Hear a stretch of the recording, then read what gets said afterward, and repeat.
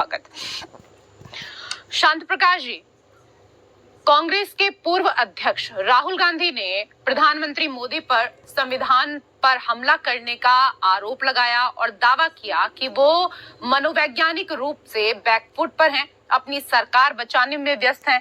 उन्होंने ये भी कहा कि संविधान पर हमला स्वीकार नहीं किया जाएगा। राहुल गांधी ने आरोप लगाया कि प्रधानमंत्री नरेंद्र मोदी और गृह मंत्री अमित शाह संविधान पर हमला कर रहे हैं। सबसे पहले इसी को लेकर आपकी टिप्पणी लेना चाहूंगी। आज जिस तरीके से 18वीं लोकसभा का जो पहला सत्र जो है शपथ ग्रहण का कार्यक्रम उसमें शुरू हुआ और उसमें जिस प्रकार इंडी अलायंस के जितने घटक हैं वो अपने हाथ में संविधान लेकर के और परिसर में ये चिल्लाते हुए दिखाई दिए कि संविधान की रक्षा करनी है, और वो भी ठीक उस दिन यानी आज 24 जून है, कल 25 जून, आज से 50 साल पहले इंदिरा गांधी जी ने किस प्रकार से देश के अंदर इमरजेंसी लगाई। 19 महीने तक देश के 1.25 लाख से ज्यादा लोगों को जो है जेलों में बंद करा, पूरी मीडिया के ऊपर रोक लगा दी गई है। टीवी तक पर उस वक्त टीवी तो बहुत ज्यादा नहीं हुआ करते थे, मगर उस वक्त रेडियो बहुत चला करते थे, तो उस पर भी रोक लगा दी। किशोर कुमार जी के गानों पर रोक लगा दी, उनका सारा कैरियर चौपट कर दिया। जो हालात पैदा किए केवल किस कारण से, क्योंकि 1971 में उन्होंने राजनारायण के सामने चुनाव लड़ा और वह चुनाव उसमें उन्होंने बेईमानी की, उसमें 20,000 वोट से उन्होंने खुद को जीता हुआ घोषित किया और प्रधानमंत्री बन गई। और उसके बाद जब राजनारायण कोर्ट में गए, हाई कोर्ट में जाकर के उनको जीत वापस मिली, 20,000 वोट की बेईमानी स्पष्ट हुई और इंदिरा गांधी जी जो अवैध रूप से जीत करके सांसद बन गई थी और उसके बाद प्रधानमंत्री बन गई थी। इस कारण से जो उनके द्वारा कदम उठाए गए उस वक्त में बतौर प्रधानमंत्री, वो स्वाभाविक बात है कि एक अवैध रूप से बने हुए प्रधानमंत्री के द्वारा लिए गए कदम थे। अवैध रूप से जीती थी इंदिरा गांधी, जो बात यहाँ पर कह रहे हैं शांति प्रकाश जाटव जी, ठीक है, मैं अपना जवाब ले लेती हूँ। जो गंभीर आरोप यहाँ पर लगाए हैं शांति प्रकाश जाटव जी ने, उन पर आप जवाब दे दीजिए संजीव जी। और क्योंकि इससे पहले पीएम मोदी भी कह रहे थे, मैं सर जो भी आपने जो सवाल किया है उस पर मैं जवाब ले लेती हूँ, उसके बाद वापस से आपके पास सवाल नहीं किया। नहीं ठीक है ना सर, आप तो कह रहे हैं ना कि अवैध रूप से जीती थी, तो उस पर तो मैं जवाब ले लूँ ना। कम से कम इमरजेंसी लगी और किस तरीके से इंदिरा जी ने 42 ऐसे प्रावधान कर दिए कॉन्स्टिट्यूशन के अंदर बगैर किसी पार्लियामेंट की बैठक के बगैर, और उसको जो 5 वर्ष का जो कार्यकाल था उसको 6 वर्ष का कर दिया। डिक्टेटर हो गई पूरी तरीके से, और मतलब उसको 6 वर्ष का नहीं किया, वो अनवरत चलता। अगर देश के जो विपक्षी जो हमारे उस वक्त में जो नेता थे अगर वो इकट्ठा ना होते, वापस से आपके पास आऊंगी शांति प्रकाश, ठीक है, वापस आपके पास आऊंगी, जवाब लेने दीजिए। संजय जी जो बातें कह रहे हैं अभी शांति प्रकाश जी जरा उस पर जवाब दे दीजिए। और इसके साथ ही क्योंकि पीएम मोदी भी आज कह रहे थे कि 25 जून को भारत के लोकतंत्र पर जो काला धब्बा लगा था उसकी 50वीं वर्षगांठ है। भारत की नई पीढ़ी इस बात को कभी नहीं भूलेगी कि भारत के संविधान को पूरी तरीके से नकार दिया गया था, संविधान की धज्जियां उड़ा दी गई थी, देश को जेलखाना बना दिया गया था, लोकतंत्र को पूरी तरीके से दबोच दिया गया था। मैं उसी में आना चाहता हूँ रेशु जी, अगर आपका सवाल खत्म हो गया तो मैं अपनी बात शुरू करूँ जी।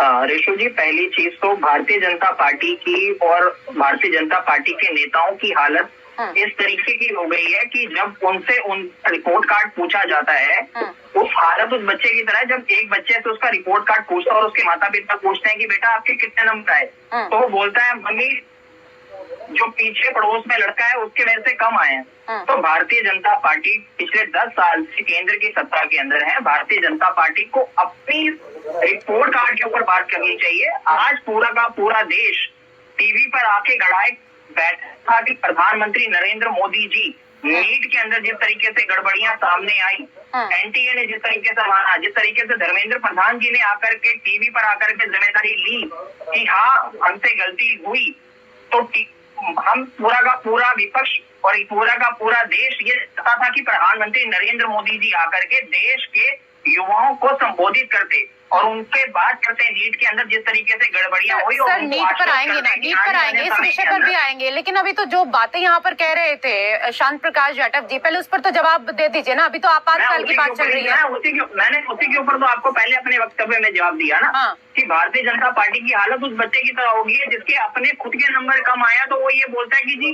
मेरे से पीछे जो बच्चे हैं उनके नंबर भी तो कम आए हैं। बात यहाँ पे भारतीय जनता पार्टी के पिछले 10 साल के कार्यकाल की हो रही है और जो भारतीय जनता पार्टी है अभी जो भारतीय जनता पार्टी ने मिली जुली सरकार बनाई है उसको लेकर के बात हो रही है। अच्छा ठीक है, आप 10 साल की बात कर रहे हैं, ठीक है, आप 10 साल की बात कर रहे हैं और आप कहते हैं कि 50 साल पुरानी इमरजेंसी याद है लेकिन पिछले 10 साल का घोषित आपातकाल याद नहीं है। खड़गे क्योंकि आज इस बात को कह रहे थे और प्रधानमंत्री पर वो निशाना भी साधते हुए नजर आए, लेकिन आप ये बताइए कि ये अघोषित आपातकाल क्या होता है? क्या किसी नहीं बताइए ना, क्या किसी निर्वाचित सरकार के कार्यकाल को अघोषित कार्यकाल कहकर आप इमरजेंसी को जस्टिफाई कर रहे हैं या उसका सामान्यीकरण कर रहे हैं? सुनिए सुरेशु जी, सुनिए, मैं अपनी बात की जवाब देता हूँ। प्रधानमंत्री नरेंद्र मोदी जी के अंदर इतनी हिम्मत है कि वो आकर के जनता से माफी मांग सके जो उन्होंने देश के युवाओं के साथ किया, जो उन्होंने किसानों के साथ किया, जो उन्होंने देश की महिलाओं के साथ किया।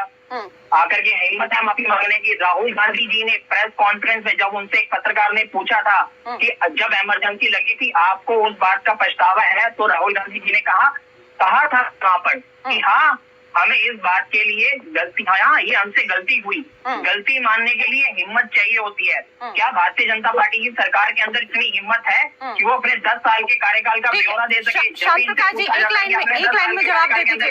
ठीक है सर, एक लाइन में जवाब दे दीजिए क्योंकि अतुल यादव जी के पास भी जाना है। 2014 के अंदर जब भारतीय जनता पार्टी की सरकार आई थी ना ऋषु जी, तो ये महंगाई कम करने के लिए आई थी। ठीक है शांत प्रकाश जी, वो कह रहे हैं कि अगर आपातकाल लगाया गया था तो राहुल गांधी ने इस पर माफी भी मांगी है। राहुल गांधी जी ने माफी मांगी है और उसी कॉन्स्टिट्यूशन की किताब लेकर के जिसको इन्होंने 50 साल पहले जर्जर स्थिति में पहुंचा दिया, देश को जर्जर स्थिति में पहुंचा दिया, आज वो जो है ना उस किताब को लेकर के उसका अपमान नहीं कर रहे क्या? आपने उस संविधान को हाथ में लेकर के जिसको 50 साल पहले आपने जो है तिरस्कृत किया, उसको खंडित किया, आप उसको लेकर के हाथ में उठाने की योग्यता कहाँ से आ जाती है आपके अंदर? आप किस तरीके से ये सोच सकते हैं कि देश की जनता आपके द्वारा उस उठाए हुए संविधान को जिसको आपने 50 साल पहले जर्जर स्थिति में पहुंचा दिया, आप उसकी रक्षा करेंगे? और पिछले 10 वर्ष की बात, मुझे केवल एक उदाहरण दें जिसमें कहीं भी कॉन्स्टिट्यूशन के किसी भी हरफ पर जो है हमारी सरकार ने किसी भी तरीके का हलंत या विसर्ग या फुल स्टॉप लगाया हो। किस प्रकार आप जो है ना जनता को गुमराह कर रहे हैं? इस प्रकार के आप दस्तावेज देकर के, गारंटी कार्ड देकर के, हस्ताक्षर करके, एक प्रोमिसरी नोट देकर के कि हम 1 लाख रुपए महीना देंगे, योग आप देश की जनता को गुमराह कर रहे हैं। उस किताब को हाथ में लेकर के जो बाबा साहब भीमराव अम्बेडकर ने जिस कॉन्स्टिट्यूशन का निर्माण किया है, मणिपुर के बारे में बात करने की, मणिपुर आपकी विफलता नहीं है। केंद्र में किसकी सरकार है, मणिपुर में किसकी सरकार है? मणिपुर के अंदर जिस तरीके से 3 महीने तक मणिपुर जलता रहा, आज भी मणिपुर जल रहा है। आरएसएस ने कहा कि मणिपुर के अंदर जो हुआ वो भारतीय जनता पार्टी की गड़बड़ नीतियों की वजह से हुआ। आप माफी मांगेंगे इस बात को लेकर के? अपने 10 साल के रिपोर्ट कार्ड के बारे में कुछ कहिए ना। 10 साल का एक भी देखिए 10 साल का कुछ कहेंगे, जो रेल हादसा हुआ उसके बारे में कुछ कहेंगे, बट नरेंद्र मोदी जी क्या करते हैं? उस बच्चे की तरह बात करते हैं जो कहता है कि जी पड़ोस का जो लड़का है उसके नंबर भी तो कम आए हैं। चलिए ठीक है, मैं आऊंगी आप दोनों के पास, वापस आऊंगी सर, आऊंगी वापस आप लोगों के पास। ठीक है सर, वापस से आऊंगी। एक और अतिथि हमारे साथ है, उनको भी कुछ बोलने दीजिए ना सर। आप ही के सहयोगी हैं संजीव जी, उनको भी बोलने दीजिए। ठीक है सर, वापस से आऊंगी आप लोगों के पास में, क्योंकि अतुल यादव जी जिस बात को लेकर यहाँ पर कहा जा रहा है 10 साल का अघोषित आपातकाल याद नहीं है बीजेपी को, खड़गे ये कह रहे हैं, इस पर मैं आपकी भी प्रतिक्रिया लेना चाहूंगी। और इसके साथ ही क्योंकि अखिलेश यादव के एक हाथ में आज संविधान की पुस्तक थी तो दूसरे हाथ में उन्होंने अयोध्या से अपने नए नवेले सांसद अवधेश प्रसाद का हाथ कसकर पकड़ा हुआ था। अयोध्या में बीजेपी की हुई हार के जख्मों को फिर से भुनाने की कोशिश में थे क्या अखिलेश यादव? कार्य नहीं किया, इस पर भी जवाब दे दीजिए। देखिए, आज जिस प्रकार से पहला दिन था और तमाम सांसद सभी पक्षों के, जिसमें अधिकांश काफी बड़ी संख्या में जो है नौजवान और पहली बार वो सांसद वो पार्लियामेंट में पहुंचे थे। मैं समझता हूँ कि आज के दिन एक सौहार्दपूर्ण वातावरण में सबको इकट्ठा रहना चाहिए था। पूरा समय इसी प्रकार से जो है ना पक्ष विपक्ष की बातें चलने वाली हैं, मगर एटलीस्ट जो है पहला दिन सब एक सौहार्द के साथ उसमें कार्यक्रम में शामिल होते और वहाँ पर जो है एक दर्शनात्मक तरीके से आगे बात करनी है। क्या जिस नीट की बात कर रहे हैं, परीक्षाओं की बात कर रहे हैं, कब मना करा धर्मेंद्र प्रधान जी नहीं देंगे, हर एक बात का जवाब देंगे। सारी कार्रवाइयां हो रही हैं, जहाँ नियमितता हुई है उन सब लोगों के खिलाफ कार्रवाई भी हो रही है, उसका जवाब परसों के बाद में देने वाले हैं ना। वो पहले दिन ही आप जो हो उसको लेकर के उत्पात करना किस आखिर कारण क्या है? आज शपथ लो, आज शपथ लेकर के आपस में एक दूसरे को बधाइयां दो और बधाइयां देने के बाद उसके बाद में परसों से कार्यक्रम शुरू होगा। देश के लिए काम करेंगे। कहीं कुछ गलत हुआ है तो उसके लिए कहीं कोई हमारी सरकार उस काम को करने के लिए मना कर रही है क्या? आप सब लोगों के साथ मिलकर के काम करना है, मगर आप कम से कम इस प्रकार की बातें कह करके पहला दिन आप लोगों ने जो है ना देश की दुनिया को क्या दिखाया, देश को क्या दिखाया, अपने सांसदों को क्या दिखाया? 24 लाख वो करते रहना। किसने मना करा? संविधान लेकर के वहाँ पर भी जो शपथ लेनी थी वो संविधान की शपथ लेनी थी। आप भी तो देखिए ना, अगर पहला दिन आप इन लोगों के लिए कह रहे हैं तो पहले दिन आप भी तो 50 साल पुरानी इमरजेंसी की याद दिला रहे हैं ना, आप भी तो बातें कर रहे हैं। ऐसा तो नहीं है कि नहीं कर रहे। कॉन्स्टिट्यूशन को लेकर के जिसको इन्होंने तार किया 50 साल पहले, ये वहाँ पर जाकर के खुद ही इनको मुंह की खानी पड़ी। वहां पर जाकर के जिस तरीके से दिखा रहे कि इसकी रक्षा करनी है, जिसको हमने कभी भी नहीं टच किया, उसी को लेकर के हम काम करते हैं। और ये अननेसेसरी एक झूठ, संविधान में किस लिए जो है ना इस प्रकार का झूठ, इस संविधान को आपने खुद जर्जर स्थिति में किया था 50 वर्ष पहले। कल 50वीं सालगिरह हम मनाने जा रहे हैं काले दिवस के रूप में। बहस करिए ना, तो आप भूमिका है और इस बार तो बड़ी भूमिका है। जिसका आपने अपमान किया, चुनकर आए हैं तो कह रहे हैं कि बहस करिए। रेशु त्यागी जी, जो आज माननीय प्रधानमंत्री जी के द्वारा सुबह आते विपक्ष पर ही कटाक्ष किया गया, विपक्ष को अगर एक पार्टी के ऊपर कटाक्ष किया गया, आ रही हूँ संजीव जी इसके बाद आपके पास जी। एक पार्टी के ऊपर कटाक्ष किया गया, उनके प्रवक्ता बैठे हैं, हालांकि वो अच्छा जवाब दे देंगे, मैं फिर भी जवाब दे रहा हूँ इंडिया गठबंधन की तरफ से कि ऐसा नहीं किया जाना चाहिए था। देश में लोकतांत्रिक व्यवस्था के तहत आज तक चुन करके आए थे, अच्छी बात रखते, सौहार्दपूर्ण वातावरण में बात रखते, लेकिन 50 साल 75 साल 100 साल उनकी बात करी जाएंगी कि ऐसा नहीं हुआ था। लेकिन ये सोचना चाहिए कि देश में 4 साल पहले जो कॉन्स्टिट्यूशन को इन्होंने तार किया, वो सही किया था क्या? की गई मंगलसूत्र मांग, समाजवादी पार्टी के प्रवक्ता से मैं पूछना चाहता हूँ, समाजवादी पार्टी के जो हमारे प्रवक्ता हैं उनसे एक प्रश्न मैं करना चाहता हूँ, क्या 50 साल पहले कॉन्स्टिट्यूशन में जो परिवर्तन किए गए थे इंदिरा जी द्वारा, क्या वो सही थे? आप उससे सहमत हैं? अरे मुखर्जी जी, कब तक 50 सालों की बात करते जाएंगे? पिछले 10 सालों की बात ही कर लीजिए। पुलिस के द्वारा FIR सभा के प्रवक्ता कृपया जवाब दें।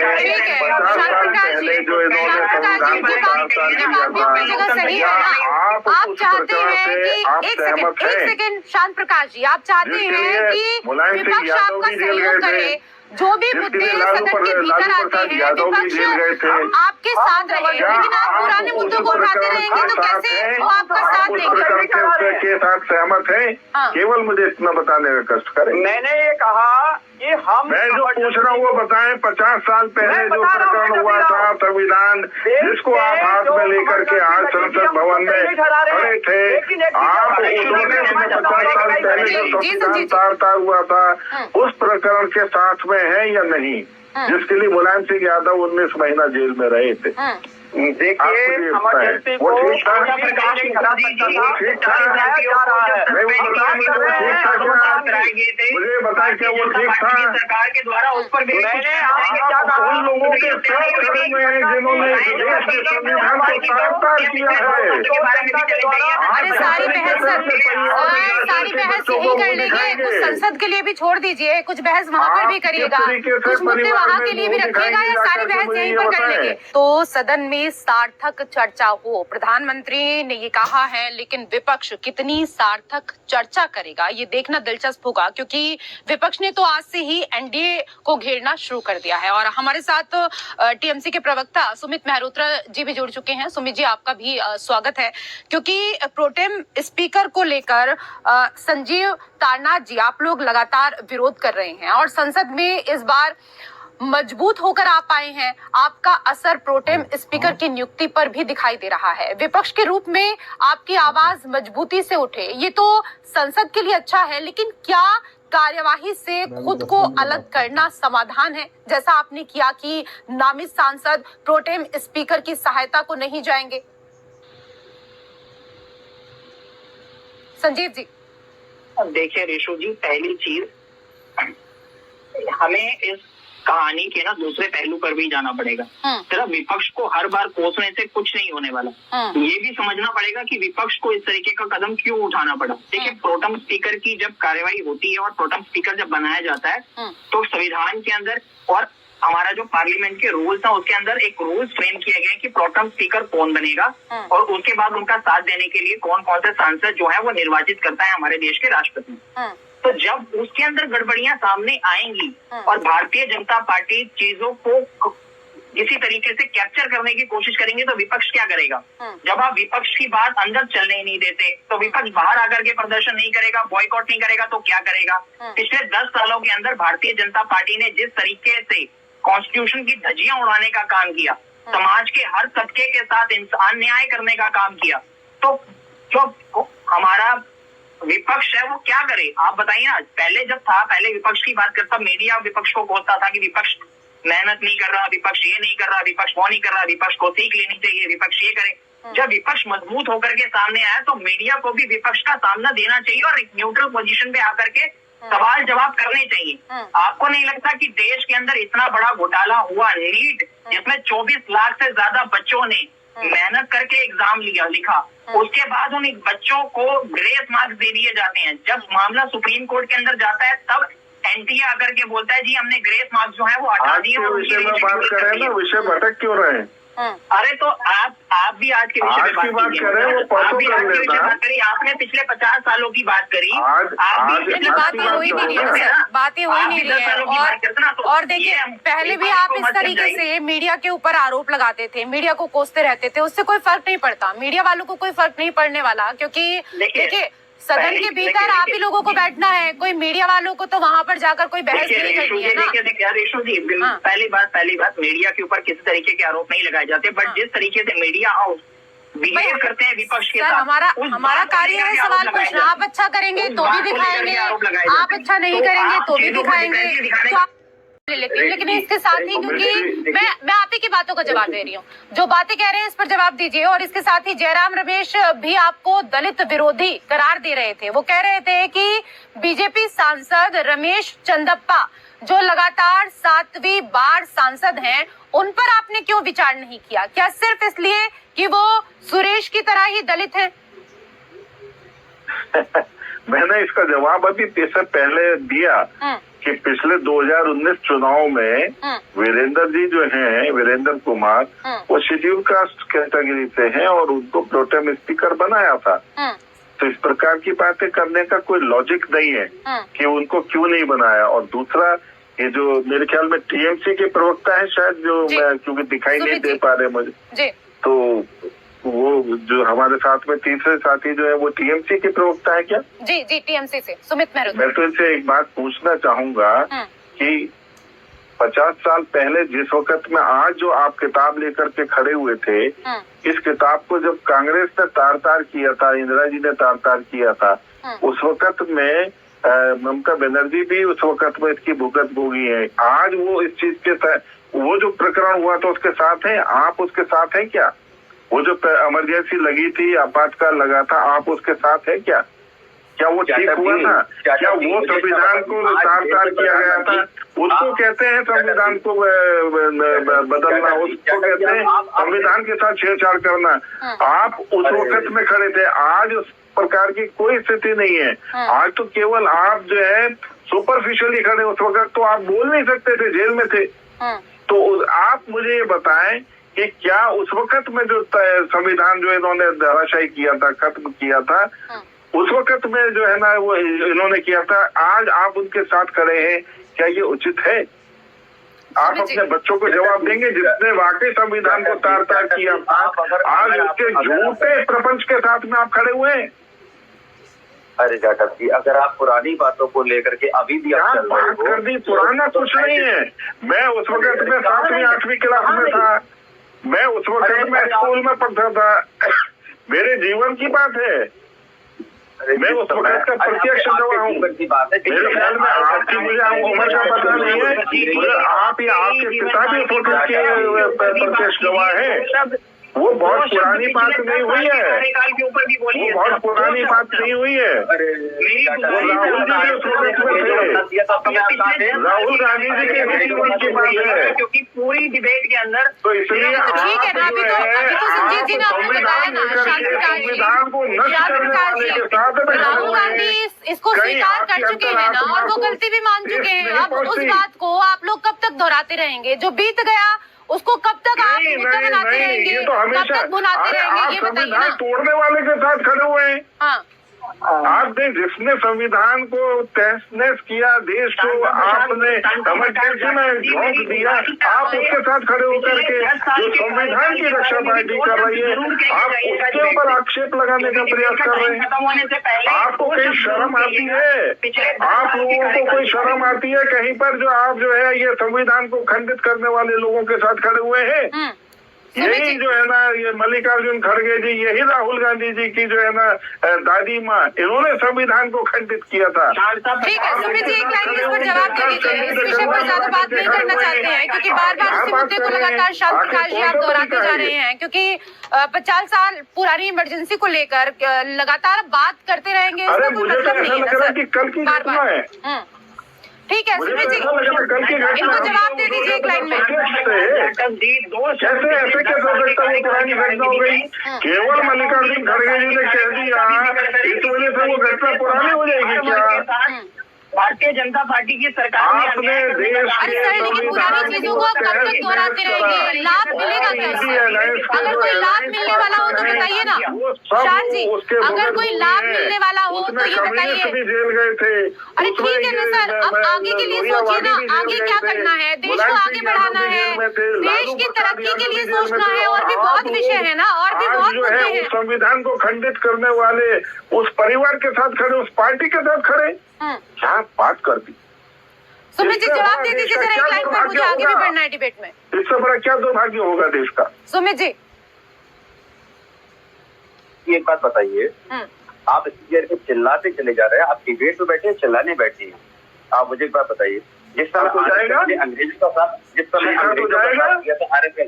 संविधान की तहस करने वाली संस्था उस पार्टी के साथ में वो लोग खड़े हैं और संविधान बचाने की बात कर रहे हैं, क्या बात कर रहे हैं? जाटव जी एक बात ये बताइए, आरएसएस के लोगों ने जिस समय अंग्रेजों आप लोगों ने किया है देश के संविधान को खंडित, आप लोगों ने देश के संविधान को जो है में तार करा।